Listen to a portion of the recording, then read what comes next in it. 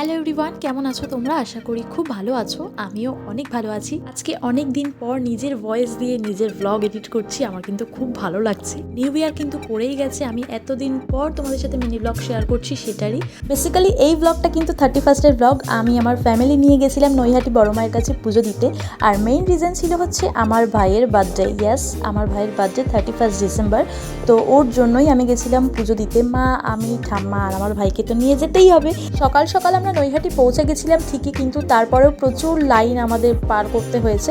দিনটা ছিল মঙ্গলবার। আমি আগে থেকেই জানতাম যে এই দিনে প্রচণ্ড পরিমাণে ভিড় হবে। পুজো কমপ্লিট হয়ে যাওয়ার পরে আমরা একটু খেয়ে নিয়েছিলাম, আর তারপরে বড় মায়ের ভোগও পেয়ে গেছিলাম লাকিলি আমরা সেদিন। তারপরে আমাদের বাড়ি আসতে আসতে প্রায় সন্ধ্যা হয়ে যায়, আর আমার ভাইয়ের একটা ছোট্ট সেলিব্রেশন আমি করি। দেখো, 31 বলে কথা, আর পিকনিক তো করতেই হবে। আর আমি আমার দিদি বাড়ি চলে এসেছি পিকনিকের জন্য। পিকনিকের আয়োজন তো চলছেই।